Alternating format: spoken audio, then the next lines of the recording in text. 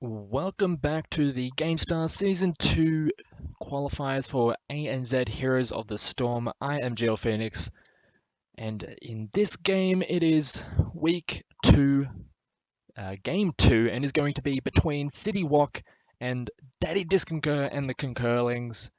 On the blue we have City Walk and the Concurlings, because I'm not going to be using the whole name all the way through. Will be on the red. We are here on Curse Hollow, and I'm pretty sure this has a bit of a story behind it. This butcher ban. One of the players, or at least some of the players on the side of Disco's team, they're quite happy to play that butcher and very confident in their abilities with it. So just taking that away right off the bat, not wanting to give that over. But it's a bit more of a standard ban on the red side with the Ragnaros, and now we are getting into the first picks. We have to see what City Walk wants to go with. Cursed Hollow, it is a very big map, so globals do rise in priority. Something like the Falstad or even the Dahaka could really get a lot of value on this map. There is also the option to go for, let me just check something. Oh, they're actually just going to lock in the Lucio right away. The Malfurion, who is probably a bit of a higher priority when it comes to drafting at least, uh, does go over to Disco's side and the Concurlings. So both teams getting a high priority support, but no focus on the globals just yet. But there's still another pick going over to the red side, so we have to see if they do go for one of those high priority globals, or whether or not they just go for something that they're more comfortable playing. And it is going to be the ETC, still very strong, and can also apply that global pressure once it gets to level 10. And should he take the stage dive, that is a possible option for them to go with. But a lot of the time we have been seeing a lot of ETCs just go with the mosh pit, trying to make some plays, make those team fights go in their favor, which is also a very strong option. If you want to be able to deal with a Lucio, the best thing to do is to just lock him down. He doesn't have the best burst healing, so getting onto him is a very good option. But on the blue side with City Walk, they do pick up the double global with the Dahaka and the Falstad. So really, really putting a stranglehold on the map pressure so early on in this draft. We'll have to see what Daddy Disco and the Concurlings will be able to, well, how they'll be able to draft around that, because they do have a strong two in their first picks of the Malfurion and the ETC. It's just that whether or not they can actually play around that global pressure remains to be seen. Let me just move some things over. Anyway, coming into the second bands, probably looking towards maybe a mage to take out, or even just something like the Valor on the side of City Walk, not wanting to allow a lot of those high priority damage dealers onto the side of City Walk. But let's see what they end up going with, because there's still quite a few strong options on the board. It is going to be the Johanna. Still a very good option to take away from City Walk. They do still need another tank to work with Dahaka, although he does technically fall into the warrior role. He's not the most durable of heroes when it comes to just straight up fighting, so you really do need something else to work alongside that Zerg beast. But we do see the hover over the Valor ban for City Walk, but it is going to be the Tigers ban. So that does kind of signal towards a multi-warrior composition coming out of City Walk. We'll have to see how that, we'll see if that changes after these next two picks coming in from the Concurlings. Oh, actually, some interesting picks. The Jaina is usually paired up with something, but it is going to be the Arthas on the side on the Concurling. So they do have a very beefy front line, whereas on the other side, they do pick up the Unuvarak to supplement the amount of durability on their side, and the Li Ming to finish that composition off. So they still have a reasonable amount of damage of different forms. So that Arthas armor is not going to be as impactful as it would against more auto attack heavy compositions, maybe if there was a Greymane or a Valor in it. But with the Falstad, with the Li Ming, they can output a fair amount of damage, and a lot of it can be spell-based if the fast side does go for more mage-based build, but lately over the past month we have been seeing fast sides go very heavily into the auto attack builds with the seasoned marksman and just really wanting to get that sustained damage out of the fast side. When you already have a decent amount of burst coming out of the Li Ming, the sustained damage is what you kind of lack. So the fast side does kind of cover that. And speaking of, well, talking about how I was a little bit confused about the Jane and not comboing much into anything, they do end up with the Zeratul at the very end, and it's one of the biggest combos, or one of the big combos that's come out over this year is the Zeratul into the Jaina combination, the Void Prison into the Ring of Frost. It's massive amounts of damage and lockdown, and with the amount of fault that they could potentially have with the Arthas, you could do a decent amount of damage just from sitting amongst or sitting throughout these team fights. You can do a decent amount of damage, and with the EDC, also follow up lock up and damage. It's a pretty good lineup coming out from the Concurlings. It's just a matter of, are they straying too far towards needing this wombo combo to work? And will they be able to keep sustained fights going? Because we have the Lucio in these very extended fights can out heal a Malfurion, especially if Malfurion is going towards Twilight Dream. The healing is quite piecemeal for the Malfurion, but we are going to be getting into the game, and we'll see how those fights turn out as we get later into the game, as we are onto Cursed Hollow. It is City Walk on the blue side, it is Blank on Dahaka, Malo on Lucio, MKL on Falstad, Tall Dude on Anubarok, and Nuke Guardian on the Li Ming. And on, actually, let me just hit A for everyone.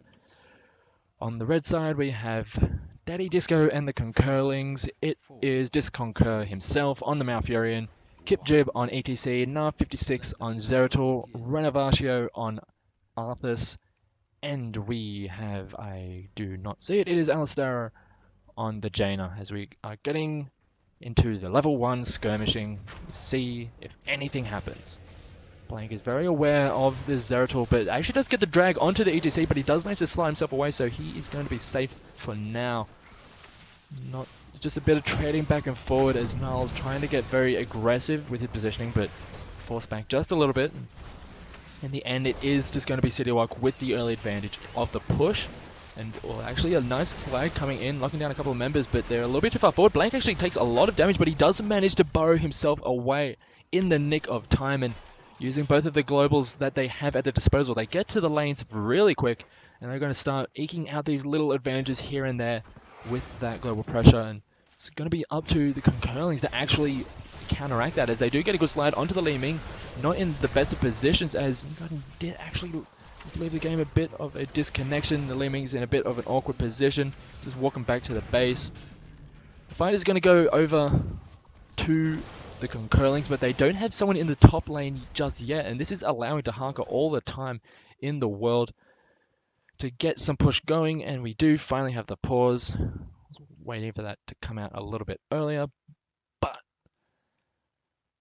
we are going to get back into that once the Li Ming does actually get back into the game. It looks like we are, so not too much happening, just a bit of trading back and forward. It looks like the Concurlings were wanting that fight in the middle lane to go very heavily in their favor, trying to get a kill and try and get their advantages that way.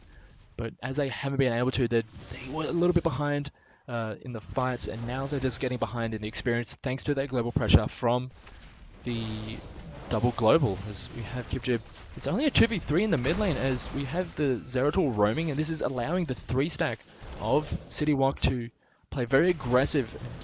They'll have to be a little bit cautious of the fact that that Zeratul could be turning up at a moment's notice.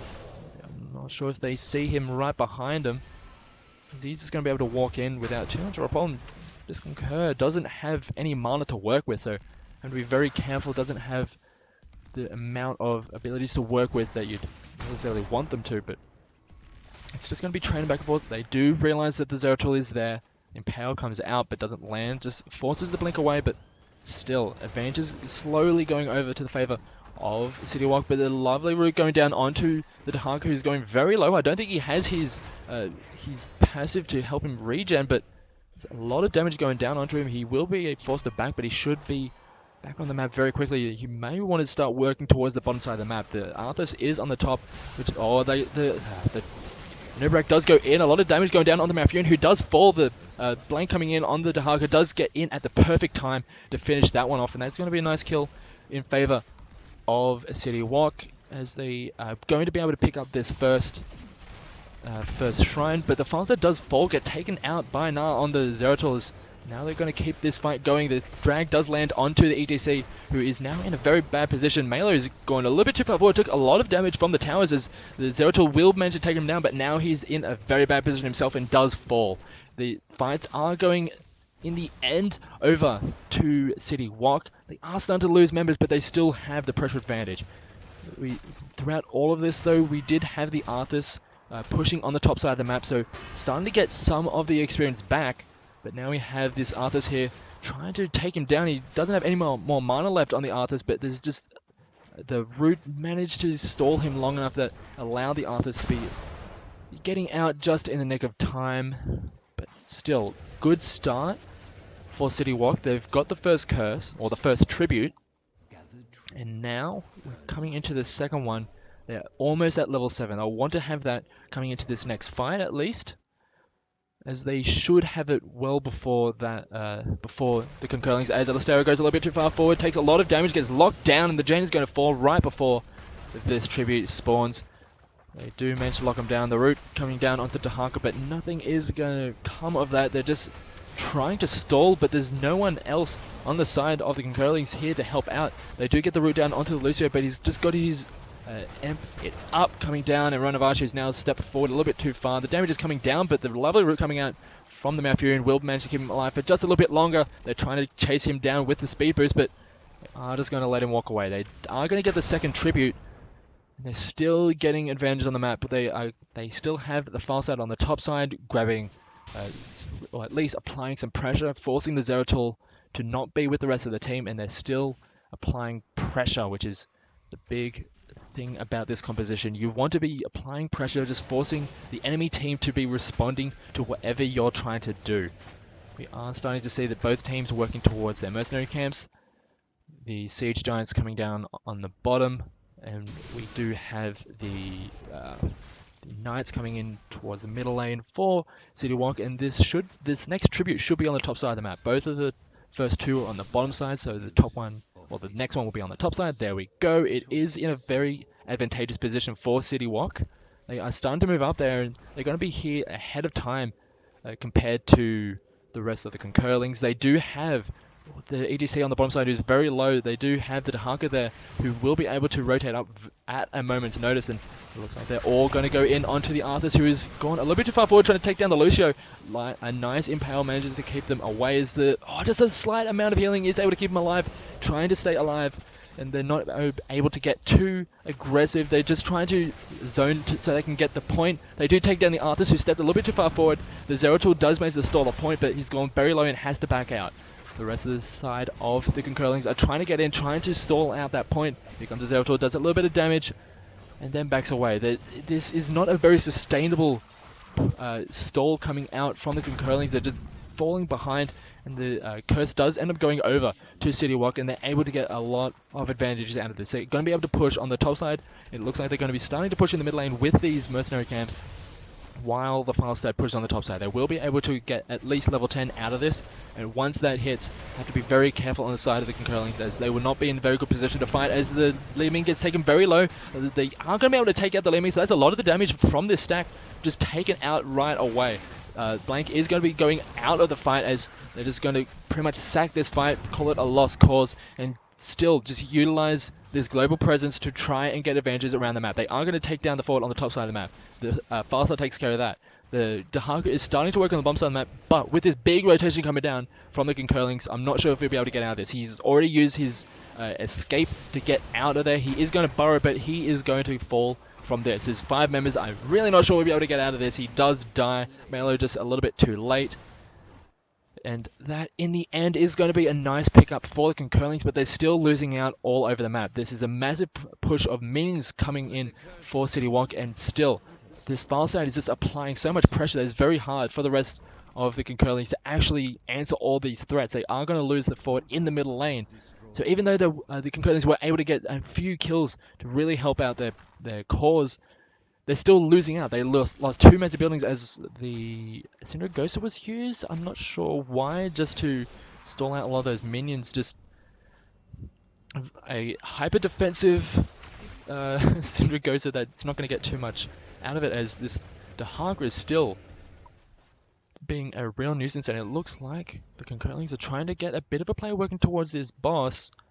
Maybe looking to see if City Walk were trying to take it and then take advantage of that, but revealed himself a little bit too soon, as there's a bit of an engage coming out on the top side of this. Celestero gets knocked up by the Anubarak. The Locust Swarm is coming down, so he's going to be very sustainable in this fight. The Mosh Pit does come down, locks down 2, as the Dahaka does walk in, but there's no follow-up. The Ring of Frost does land, but there's not much follow-up beyond that. The EDC does fall. The Sound Barrier comes out and does a massive amount of work, manages to take out the Malfurion as well, and this looks like it's going to be a complete wipe coming out for City Walk. The Zeratul does manage to blink himself away, but still a very big fight and a turnaround coming out from the City Walk, and they should be able to grab this boss for free. Very well done for them, and that Sound Barrier came out at just the right time.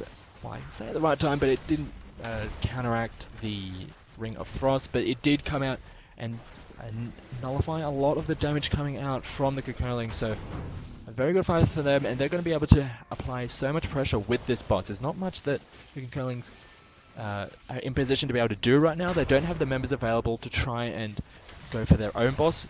So this is looking like the City Walk might want to just look towards getting aggressive onto this side of the map. They don't have any idea that this is a play that's happening. Actually, as they start moving towards it, Arthas is away from the rest of the team. It looks like they're starting to move towards it. It's only down to half, and it looks like this could be a bit of a bad position to be in. Disconcur is in front of everyone. He's going to be the first target to go down, as the EDC is taking a fair bit of damage, but it is going to be the Zeratul. Got a little bit too far forward, but the Malfurion falls as well. The fight already starting out incredibly well for City Walk, and they're just going to keep on going onto this boss. There's not really much that the rest of the red side can actually do about this. They don't have the support with them anymore, and this is just going to be a free boss going over to City Walk, and with that boss still working on the bottom side of the map, they're getting so much pressure all over the map, and there's just not really the Concurlings are just not in position to actually deal with it right now.